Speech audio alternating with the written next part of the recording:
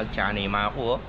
Imaku magtsaya ampong biskuit. Dalawa pa nay.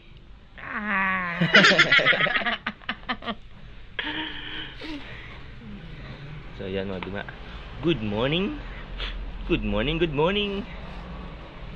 Mga digma, abak maranon magdramay mama ko.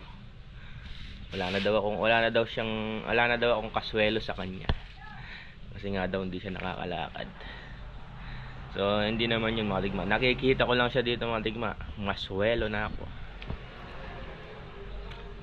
Nakikita ko lang siyang malakas.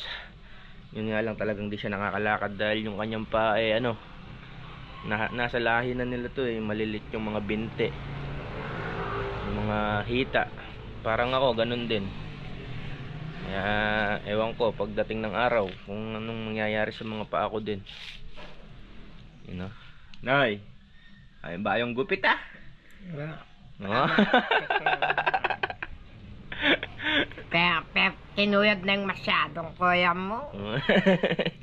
Bisang magpagupit, gipita na ako pa matwa ka ni Tsura. Yung kuya ko kasi mga kadigma, yung panganay namin is barbero. Yeah, siya dati pinasukan ko rin yung panggugupit mga kadigma. Tinuruan niya ako kaso hindi ko talaga linya. Sinama niya ako sa panggugupit kasi hindi ko linya. Naalala ko noon yung ginupitan ko. Sabi niya, "Marunong ka ba, Eka?" Oo, sabi ko marunong. Matanda yung ginupitan ko. "Sige, Eka, gupitan mo," sabi ni kuya ko. Ginupitan ko mga digma. Nanginginig yung kamay ko, "Marunong ka ba, Eka?" "Opo, marunong po ako." Tapos yun nga. Tawag doon yung kalbo, yung ahit, yung makintab. Puro sugat yung yung may mga kuntil sa ulo. Memorable yun mga digma, yung kinita ko dun na 30 pesos nakatabi pa din hanggang ngayon. Kumbaga memorable sa akin yun Yun, shoutout kay kuya ko, kay Kuya Joey. Tinuruan niya ako dahil nga wala akong trabaho, bukid lang. Yun, medyo maganda naman yung kitaan sa panggugupit. Tinuruan niya ako nun, pero yun nga, hindi ko linya kasi nga mayroong vibration yung kamay natin dahil sanay tayo sa mabibigat na trabaho. Di ba, Nay?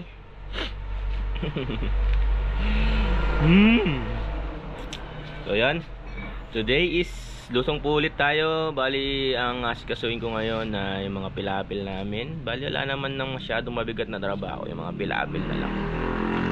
Tapos alaalaga lang ng palay. Tapos na tayo magsabog. Naisara na namin ulit yung 10 hectares in just 7 days.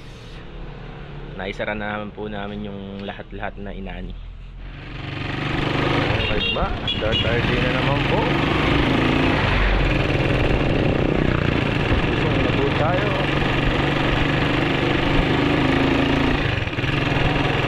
Bili muna tayo ng ulo. Hoy! Lahat na lang mga digma, tumatawag. Hindi, ganun tayo mga digma Tayo ay doon, maraming kilala. Bali, bili muna tayo ng galunggong, may kamatis dun sa kubo. Bili tayo, bili.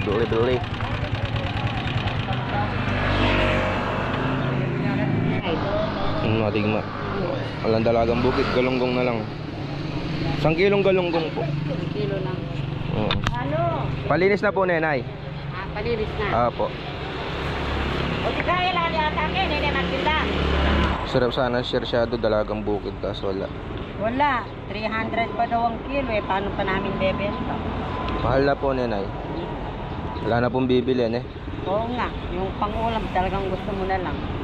Ito binanyera to. Start na naman ang araw. nangangalakal to.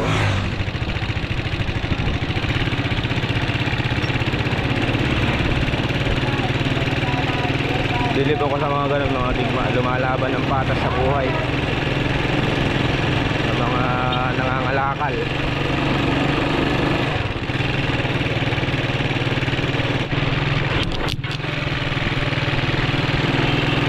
Hey!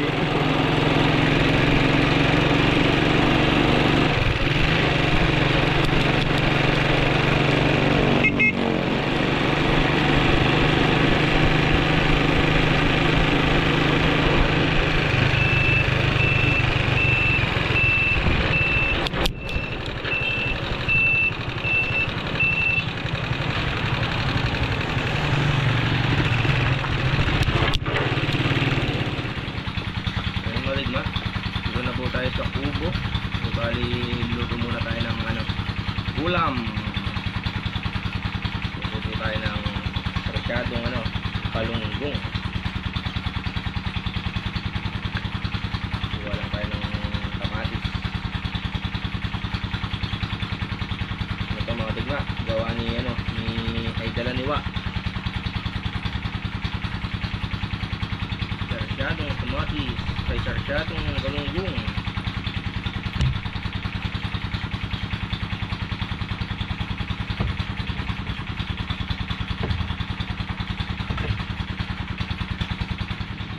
So yun mga digma, ready na po ang ating ingredient at kamatis. So magpipirito muna tayo ng galunggong. Yun mga digma, prito. Huwag kang papakat. Galunggong. Galing pang to mga digma, galing pang Spratly. Dito nakikipaglaban yung mga Pilipino. Galunggong. Yan. Mga digma, golden brown na Hindi pala golden, brown na, sunog. So yan mga digma, luto na siya. Start na tayo maggisa ng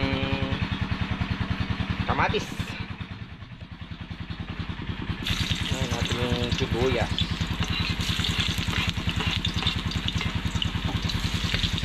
Aling sa likod bahay, likod kubo.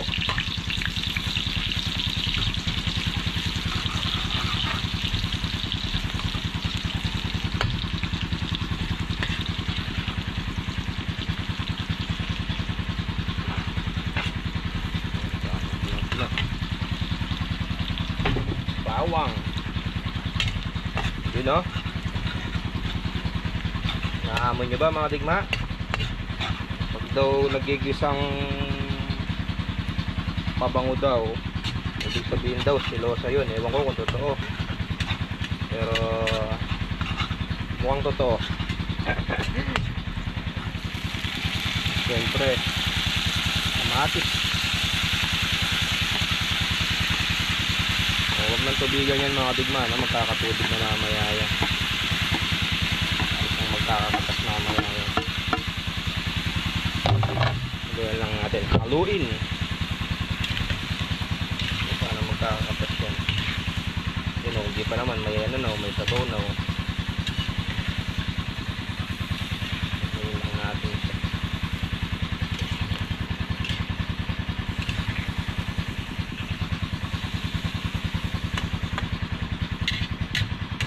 May sandok kasi, siyang gamit. Ayan mga digma, nagsabaw na siya. Ayan mga digma, lagyan na natin itong itlog.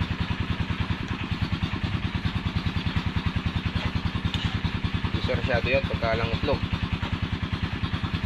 Yun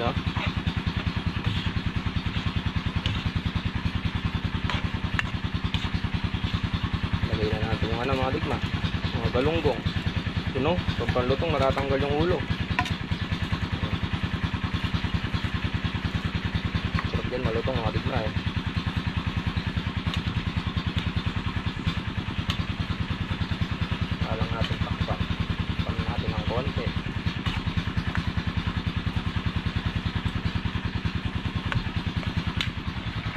Ayun mga digma, kain na po tayo. Ang maganda, gusto ko ng ano, tawag doon, yung hiwala yung isda. Kasi pagka nakahalo, malambot.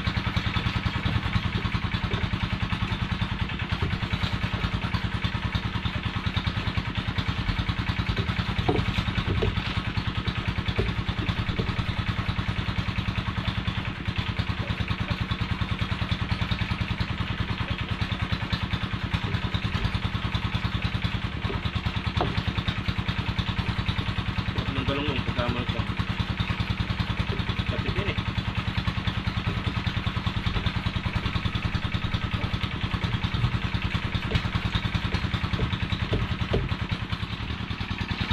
Eh, balik ba? Nakatulog tayo ng tanghali. Nagbabawi. So, palitan muna natin yung talim ko mga dito. Bago tayo mag-grass cutter, papalitan ko ng bilog na talim. Grass cutter tayo ng pilapil. Palitan muna natin.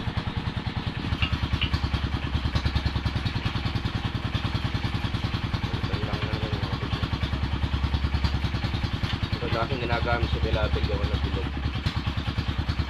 Hindi hirap kumain. Palit.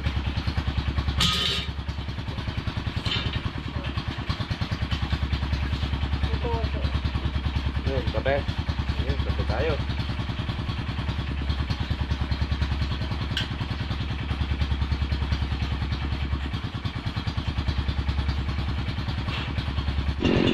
So, tara mga digma. Let's start. Yung gagrass cutter natin, no? Pilapil na yan, no? Diretso hanggang doon. Diyan kasi kami dumadaan ni Wawa. Papunta doon sa makina. Masyadong madamo na. Kaya grass cutterin na natin.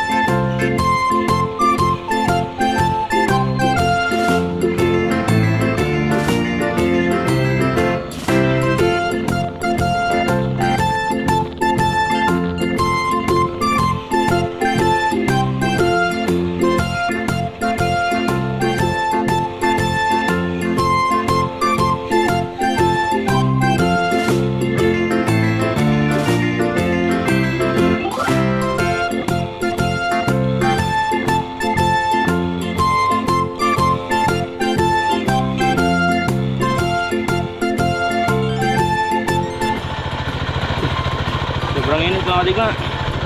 Sobrang nayayari ko. Hindi ka nayanan yung init. Ano mainit?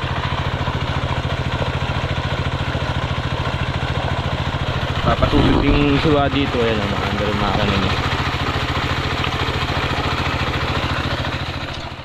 Putol na yan. Putol na o.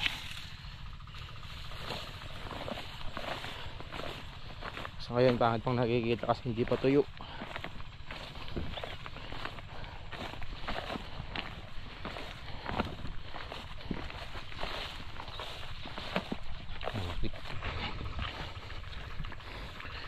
So yun mga digma, no? Ngayon yung palay namin bumerde. Ayan po talaga yan. Pagka buntis mga digma, parang tao lang din. Tumataba siya mag-isa. Pagka buntis siya di ba? Maano sila tawag ko? Tumataba. Ganon din sa palay.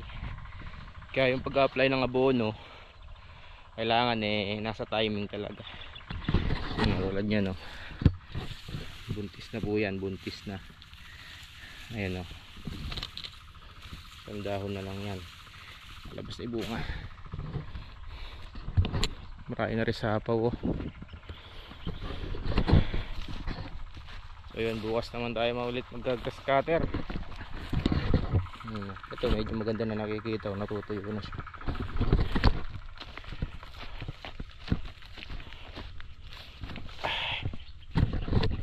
Iba yung malinis yung paligid mga digma. Malinis yung paligid ng aming pagkain.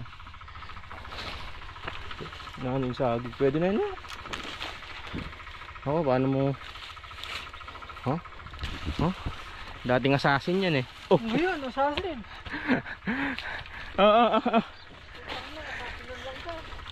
Alaman! Ayan o. Ala! Nakabot. Oo pa, kamay. Yan, pag ganyan. Ah! Sa ala. Yan, nalig na. Pwede na to. Pero ano pa? Payat pa. Pero bro na yun. Pasanin mo. Ayan, mga digma.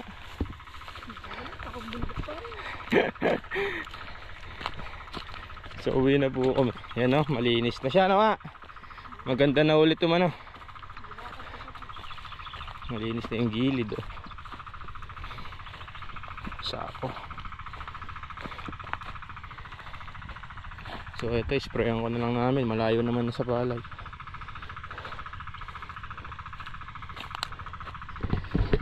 Hey!